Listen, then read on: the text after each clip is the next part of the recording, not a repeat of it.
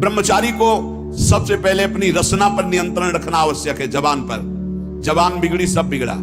गंदे आचरण वाले, जिनको पवित्रता का ज्ञान नहीं, जिनको केवल अर्थ पिशाच हैं, नाना प्रकार की अपवित्रताएं करके तुम्हें भोजन परोसते हो, गरम गरम तुम्हारे सामने आया, तुम अमृत समझ के खा रहे हो, तुम्हारी बुद्धि नहीं खराब हो जाएगी?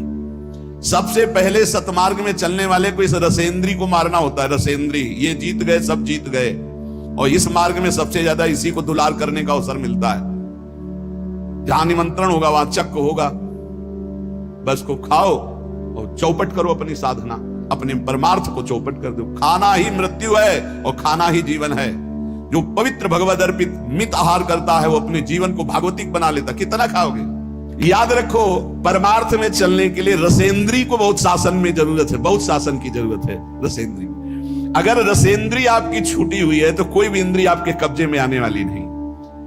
भोजन किया जाता है जीवन रखने के लिए, प्राणों का पोषण। और आप ये समझो, जैसे आप 400 ग्राम अन्न पा लिए तो आपकी जीवनी शक्ति उसमें पचाने में कम लगेगी और आपके चिंतन में ज्यादा लगेगी। 800 ग्राम डाल लिया। एक दिन सुना था 24 घंटे में एक मानव शरीर को स्वस्थ रहने के लिए 400 ग्राम अन्न की जरूरत होती, बस। इसके बाद तो ऊपर ओवरलोड करना है। इतनी हानि आप नहीं समझ पा रहे हो, रोगों का घर बढ़ा रहे हो। थोड़ा भोजन करो, सात्विक भोजन करो, और ऐसा भोजन करो जिसमें तेल आदि गरिष्ठ पदार्थ ज्यादा न हो, तो आपकी जीवनी शक्ति बढ़ेगी। आप उसी जीवनी शक्ति से भजन करेंगे।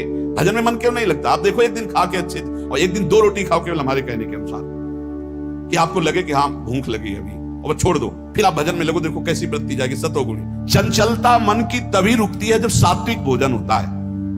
नेत्र की चपलता, बार बार इधर उधर देखना, कानों की चपलता, प्रपंच की बात सुनना, हर इंद्री का ब्रह्मचर्य हमें चाहिए।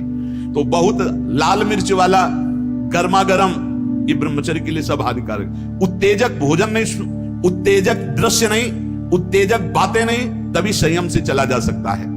प्रतिदिन एकाग्रता पूर्वक कुछ सदग्रंथों का स्वाध्याय सबको करना चाहिए, सत्संग सुनना चाहिए, परम पवित्र महाभागवतों के चरित्र पढ़ने चाहिए, सरलता पूर्वक विश्वेश्वर भगवान की प्रार्थना, उनका नाम जप करना चाहिए। केवल ऐसे संयम से चलने से सबकी उन्नति का भाव जागृत हो जाता है, निस्वार्थ भाव जागृत हो जाता है। पूरे जगत का मंगल वो कर सकता है जो संयमी है।